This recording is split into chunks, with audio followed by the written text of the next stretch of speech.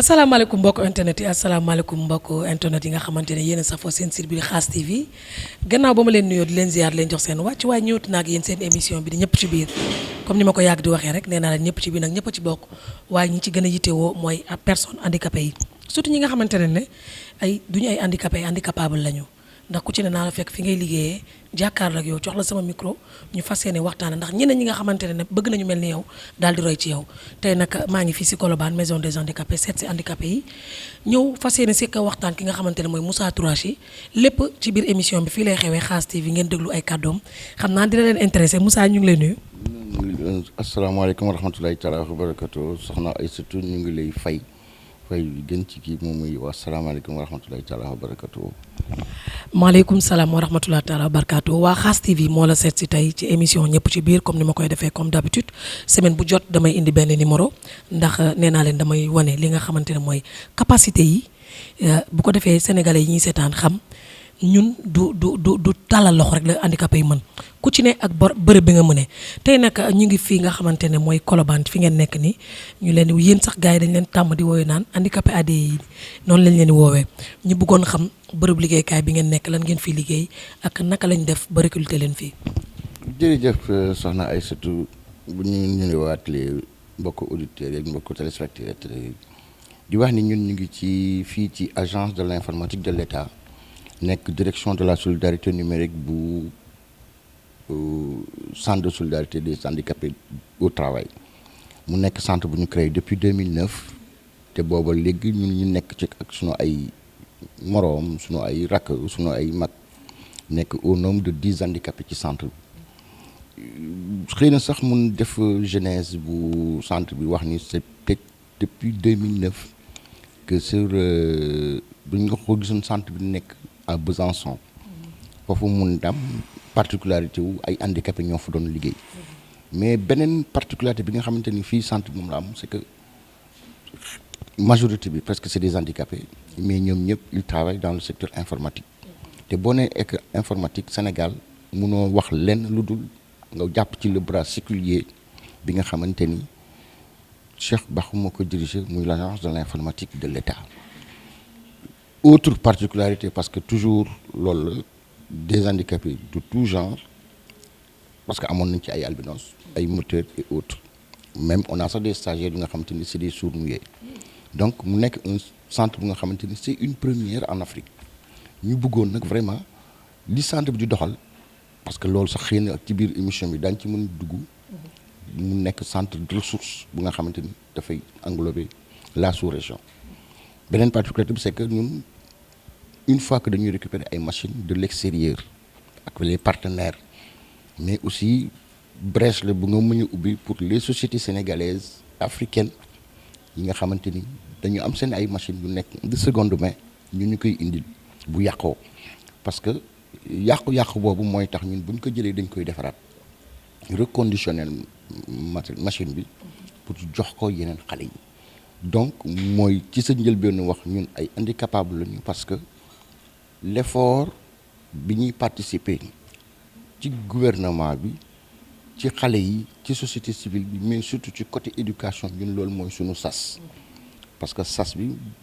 du rek def li nga war a def mais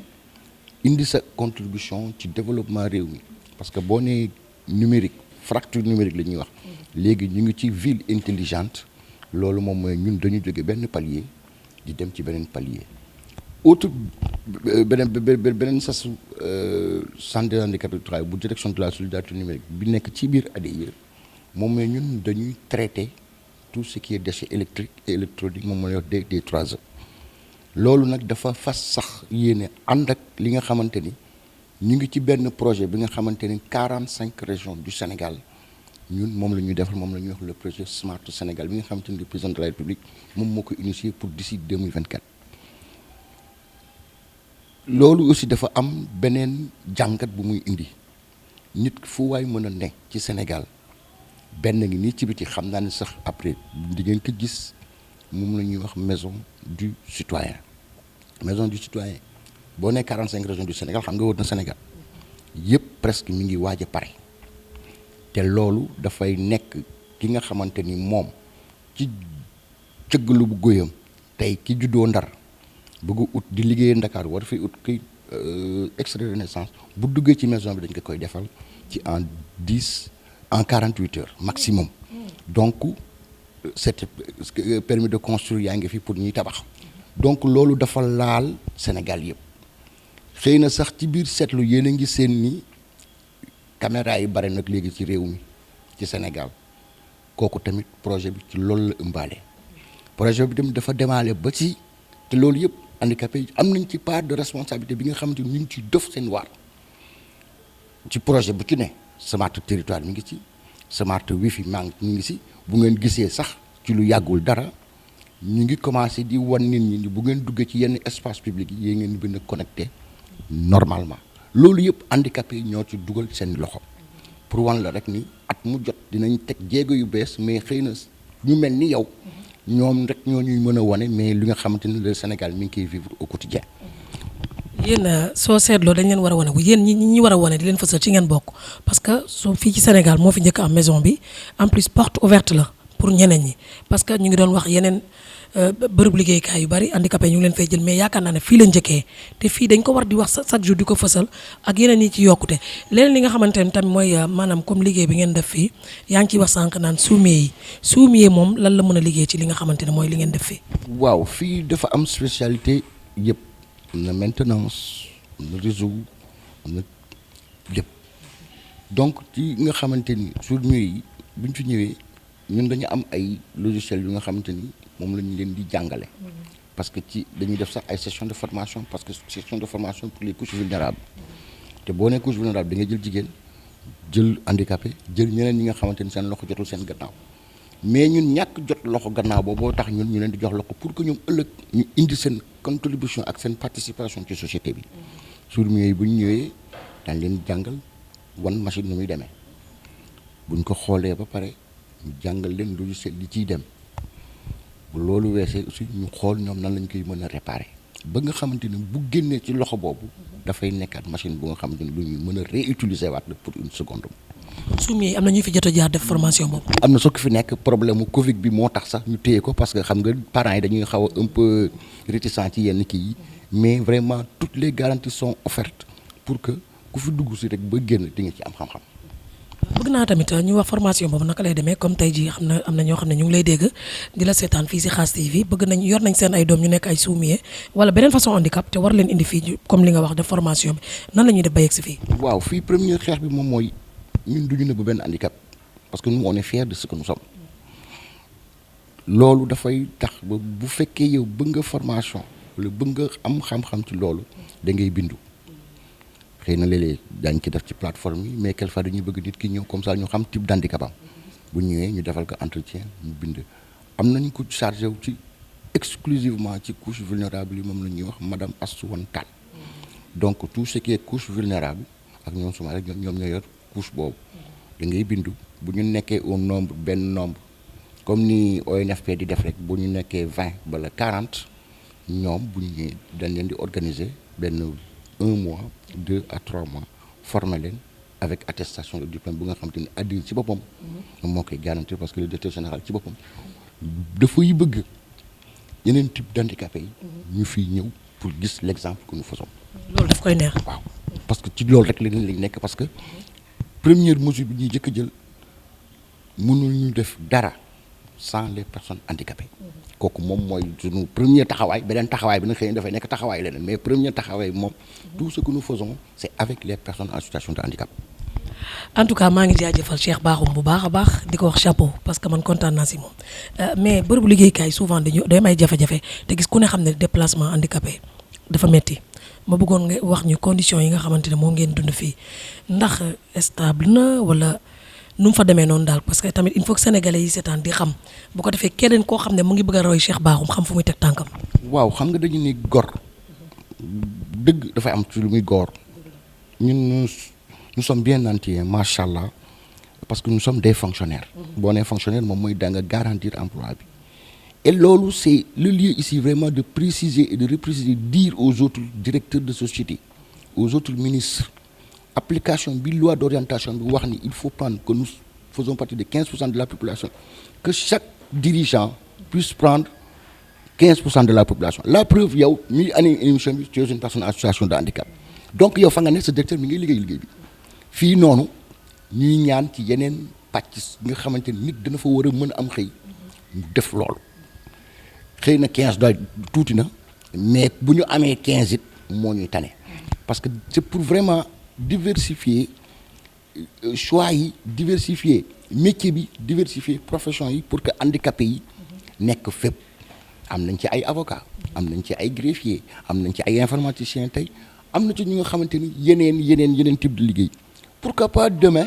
parce qu'on a un député handicapé pourquoi pas demain un premier ministre et pourquoi pas un président de la République tout dépend du condition type d'handicap bi moo ci am solo mais xam-xam bi xarañ bi mais aussi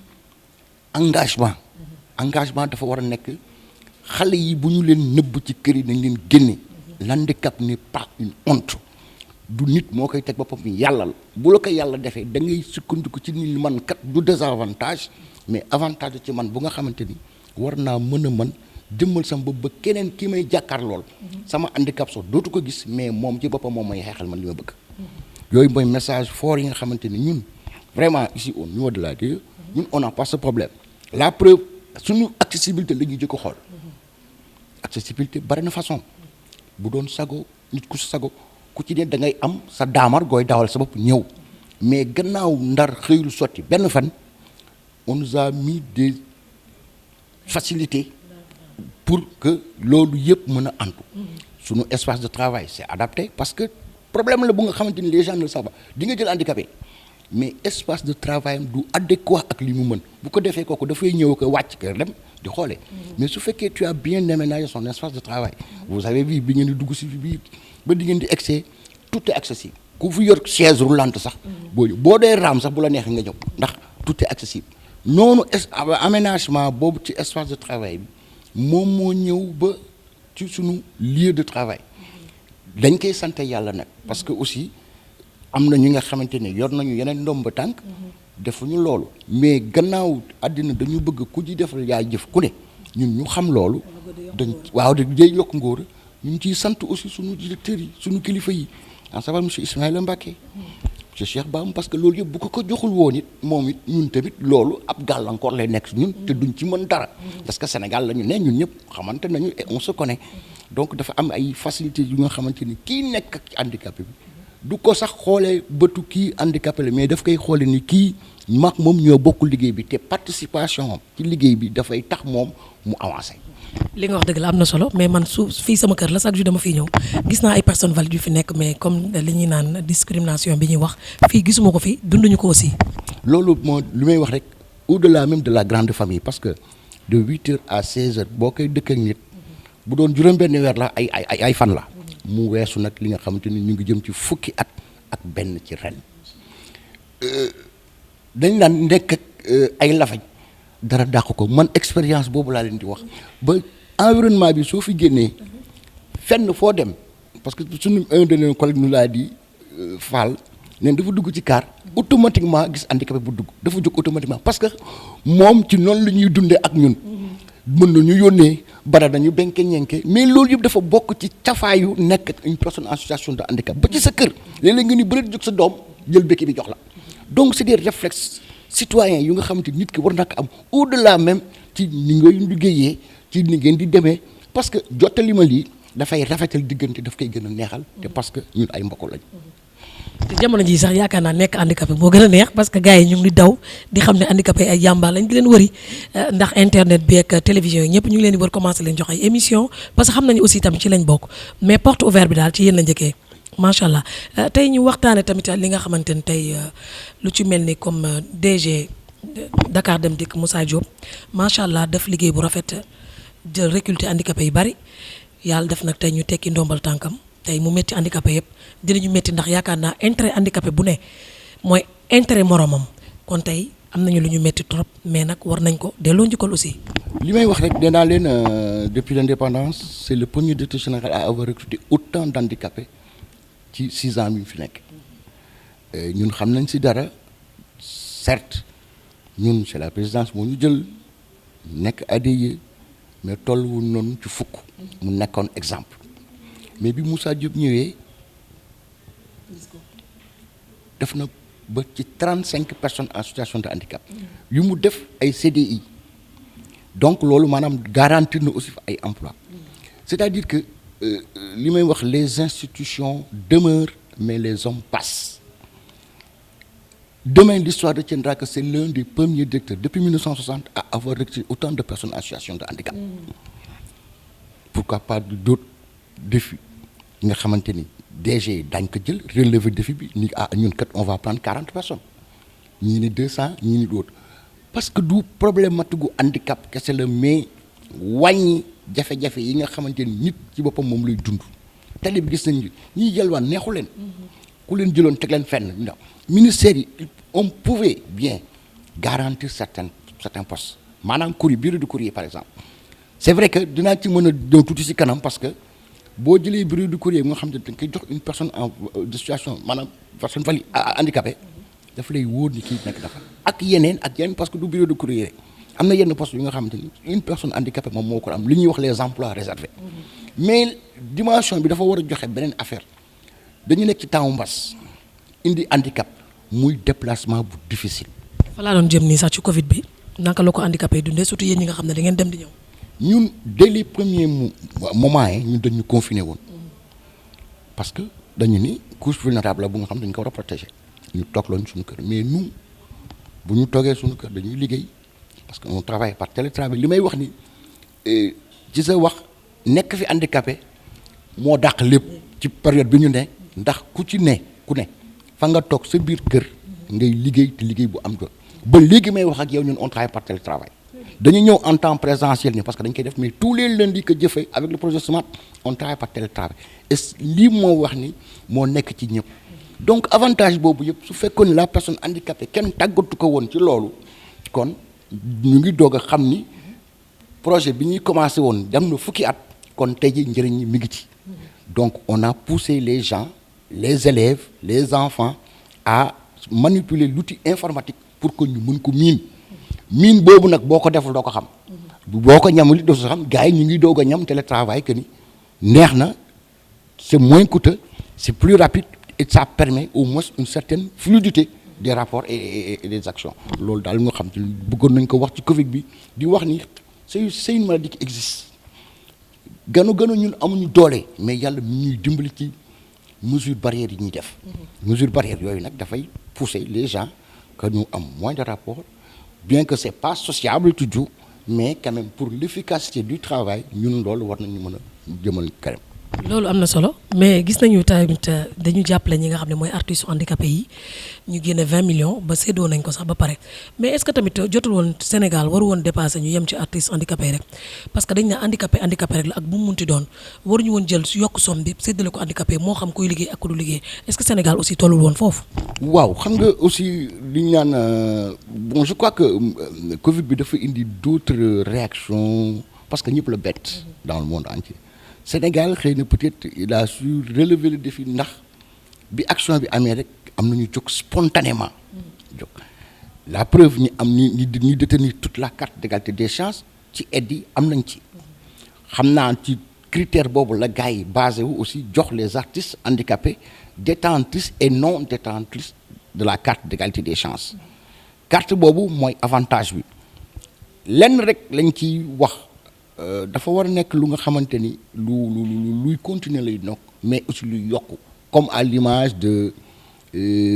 SAPROM mooy tax ma koy fàtte bi madame Ngoni Ndour jiite c'est-à-dire que les personnes handicapées carte yooyu ñuy am SODAV ñu leen ci jël en considération dafay neex parce que dafay baax le ministre de tutelle def action boobu mais ki nga xamante ni moo njaboote les personnes les artistes à part handicapés am ci seen wàll c'est-à-dire que ce message bu nga xamante ni booy laawaale da ngay jëlaale parce que nee nañu mbaam ci jur gi la bokk. ñu ne waroon nañu ci mën a boole bien que sax bon notre ministre de tutelle monsieur Abdoulaye Diop a fait cet acte là de haute portée républicaine. loolu am na solo macha allah loolu neex na dégg parce que ñun ñëpp benn lañ ñoo bokk ndey ñoo bokk baay te yaakaar naa bu ñu jàppante rek affaire dina dox mais tamit Moussa est-ce que tey jii Sénégalais dañu tàmm di wax naan problème handicapé yi du mas a jeex tout le temps bi xam nga ñun suñu thème benn rek la handicapé yi dañu war a am yokkute parce que am nañu capacité bi compétence bi mi ngi fii lépp mu ngi fii loo xamante ne handicapé war nañ ko def mais gars yi dañuy coow tout le temps naan problème handicapé du avancer est-ce que gisoo ci benn avancement par rapport ak li gars yi di wax. ay surtout am na avancement mais xëy na boo koy wax dañuy defoon ni da nga am da ngay wax nii rek mais boo jëlee les faits depuis 2010 bi ñu voté la loi d'orientation sociale ba les 2 chambres yëpp jot ko ñu jël ay décret c'est-à-dire que doxin wi yéex na mais décret yi nga xamante ni jël nañ ko ci à savoir les 3 décrets yi nga xamante ni bii def na l'éducation de l'enfant handicapé obligatoire carte d'égalité des chances am na éducation inclusive am na donc ñetti décret téye nañ ko mais décret yi dafa des ndax éducation dogguma la éducation inclusive boobu ñuy wax gars yi respecté wuñu ko aussi. waaw c'est-à-dire que am na ci ñu ko respecté parce que xam nga li ñuy wax rek ñoom ñëpp amuñu moyen par exemple jëlal les cas Mass Massaer ñaan ay écoles yu may jël nii rek nga xamante ni ñun def nañ fa ay salle multimédia foofu c'est accessible la personne handicapée bu fa ñëwee ces 6 premières années enfant handicapé bi dañ koy assister dañuy sax bëgg enfant handicapé bi ñu téye ko ci am na ci ay ONG privées yu nga xamante ni dañuy pousser l'enfant handicapé mu toog à l'école mais aussi toog à l'école bi dafay ànd ak ndimbal parce que carte d'égalité des chances bi loolu la woon pour dimbali njaboot yi xëy na peut-être fa lañ koy inspiré woo mais ONG comme ay handicap international loolu yëpp mais pousser handicapé bi dafa war def ba ci 19 communes d'arrondissement yi nekk Dakar laay wax damay wax parce que dans les régions xëy na moo war a gën a yomb mais comme Dakar dafa am 19 communes d'arrondissement maires yi seen bopp ci à travers les bàjjenu gox et autres recenser la personne handicapée bi liggéey ci koñ bi parce que l'handicapé bi nekk ci koñ bi ci conseil de quartier bi daf ci am droit de regard mais aussi d'agir demander maanaam man sama xaalis bi nga xamante ni sama maire bi nga koy dépenser ne le man handicapé bi est-ce que jël nañ ma ci am na maire yeneen maire yu koy def am na parce que on en connaît am na maire yu nga xamante ni dañuy jël sa un handicapé def ko conseil pour les problèmes d'handicap je veux parler de Assambly Bathily je veux parler de Santi Sène Agne et autres et autres et autres mais loolu warul doy boo kii Jara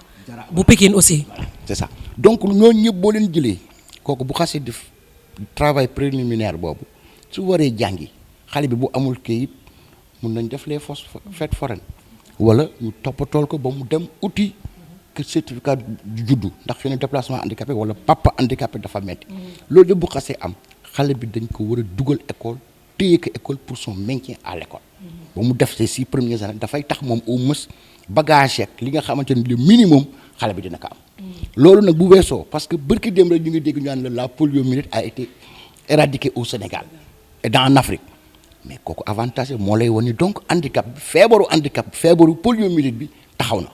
donc léegi ñi ko xas a nekk nag ba pare comment est-ce qu'il faut les assister comment est-ce qu'il faut moo leen nga leen di jàppale pour que ñoom ñu nekk les porteurs de voix pour wane ni suba kat bëggatuñu handicapé am ci wala ku nga xamante ni polio moo lay dal yooyu ay politique la yu nga xamante ni ñun weesu na suñuy man-man mais dafa à un beaucoup haut niveau ñoom ñoo war nekk les délégataires et les décideurs ci côté yu mel noonu. macha allah loolu am na solo mais lu ñu sonal nag dafa am benn affaire boo xam ne ñu bari xamuñu ko Moussa tey soo seetloo sénégalais yi surtout personnes handicapées yi xamuñu seen àq ak seen yelleef loolu moo tax ñuy sonn. moom mooy li may wax rek l'éducation et la formation gis nga nit ki bu xasee jàng li nekk ci loi bi dañ ko tënk pare na bu handicapé bu ci nee man kat ci 50 chapitres yii 50 articles yi 7 chapitres yi lii ak lii man moo ci sama àq ak sama yelleef su demee fenn ba ñu koy brimer ci loolu dafay taxaw ci taab ni loi bi moo ma may kooku moom mooy information est-ce que président d'association ñoom ñoo war def liggéey boobu est-ce que maire bi la est-ce que député bi la est-ce que mais nit sa bopp yow yaay xool yow li nga xamante ni mooy sa àq ak sa yelleef nga jëkk ko jàng ba nit ki ngay jàkkaarlool bu ko xamul ndax léeg-léeg sax mu xam ko di xool est-ce que yow xam nga say droit bu ko defee nag yow nga daal di nag dugg nag ci porox ndool boobu ni que man kat loi bi moo ni ma lii ak lii ak lii ak lii ci loolu damay toftal ci benn par exemple li ñuy ñaan parce que loi la décret la haute kii bi la haute autorité bi nga xamante ni dafa war a nekk genre ministère wala genre xaw ma ndajeel wala bi nga xamante ni handicapé problématique handicapé lay nekk parce que problème mu handicapé dafa transversal benn ministère mën ko at le ministre de la santé malgré bëgg-bëgg yi amul xaalis bi amul man-man bi amul sax prérogative bi donc ministère yëpp la war a concerner donc haute autorité boobu ñuy ñaan pour permettre ci différents ministères yi ku ci ne dugg ci ñu wax waxu handicapé yi en général loolu bokk na ci li nga xamante ni mën na vulgariser loi bi xëy na sax loi bi def na fukki at mais pour ñu bare ñi nga xamante ni suñu ay mbokk yi nga xamante ne xamuñu ko ñuy am ay relais yu nga xamante ni ñoom daañu fay jàng lool. loolu am na solo macha allah xam naa internet baa ngi toj Khass TV ndax xam ngeen Moussa moom royukaay la macha allah moom ak ñi mu nekkal bërëbu liggéeyukaayam ñu bari ñu ngi leen di xool mais te it fan nañ leen te it naw nañ leen ci li ngeen def ak seen jikko dama lay bàyyi rek xam naa nga tàggoog mbokku internet yi ba beneen yoon ñu gën a yaatal macha allah kontaan na ñu ngi lay jaajëfal bu baax a baax waa Khass TV. gannaaw bu ñu la santé gërëm la di la féliciter parce que li ñuy wax rek naa leen journaliste bari na. animateur bare na mais toujours li ñuy wax rek li gën a li dëppoo lu ñaar la ñu wan information du noonu quand tu invites quelqu'un bul ko toroxal sur un plateau quand tu invites quelqu'un laisse-lui délivrer son message man c'est la vision que j'ai de la presse maanaam la presse dafa war a nekk lu nga xamante ni seetu la miroir la war a ne donc gannaaw bu la jëfee di la ñaanal lii yàlla na nekk lu nga xamante ni dafay ful ak seen techniciens yi nga àndal ak presse bi ngeen nekk en ligne li ñuy wax nag ci wax rek nee nañu peccu ndey bu neexee ndey jaa jàpp ca mbagg ya waaw tey jii si on s'est permis vraiment d'avoir ce courage là ñi ñu jiite la à savoir nos supérieurs hiérarchiques monsieur Ismaïla Mbacké monsieur Cheikh Bakhoum mi nga xamante ni ñun ñoom ci li ñu bëgg ci lay ne on le dit pas parce que dañuy ngandulu non mais parce que on le dit parce que c'est ça que nous vivons au quotidien c'est-à-dire que am kilifa mu wàcc sa boppam ba ci suuf yow sa warugar moom mooy jox ko moom li mu sax yaakaarul ci yow. plus de lay soulager. loolu da lay maanaam da lay stabiliser parce que ay nit bu ngeen nekkee mu nangu laa jox loxo quelquefois yow da ngay sax quelquefois am kersa ni bu ma jox loxo tey bàyyil ma ne bëreetal sama bopp. loolu daal lay message muy message pour toutes les personnes en situation de handicap joxe bi loxo bi neex na trop mais léeg-léeg nga jékki-jékki di waaye bàyyil ma raam tey jóg waay dafay neex parce que ñu loolu mooy suñu nature bon vraiment tous les internautes et autres et vraiment di féliciter Khass TV merci infiniment Aïssatou. merci sama mag sama xarit grand Moussa ñu ngi lay jaajëfal bu baax a baax di kontaan ci émission bi neex na trop nee naa la internet baa ngi toj tey. parce que li ngay wax dafa am solo te it neex naa dégg ba tax na nag maa ngi jaajëfal képp koo xamante ne yaa ngi doon xoos fii nga xamante ne mooy Khass TV safoo ko ñu ngi lay béggee bu baax a baax di la jaajëfal di jaajëfal képp koo xamante ne yaa ngi may suivre bu baax a baax di ma bàyyi xel maa ngi gis message yi nag commentaire yi maa ngi leen ñaanal bu baax a baax di kontaan si yéen di kontaan samay caméraman ku ci mel ni da baax sama sëriñ ak Cheikh Diop ak Mouhamed maa ngi leen jaajëfal bu baax a baax di leen jox rendez-vous beneen semaine ci beneen numéro mais nag di leen wax ne compétence bi mu ngi si jigéen ñi damaguma si jigéen ñi mais ñoom ñoo ëpp compétence dinaa dem si ñoom incha allah dama njëkkee ci góor ñi rek du yàgg dara incha allah ma indi beneen numéro ak beneen bërëb bu neexee yàlla merci jërëjëf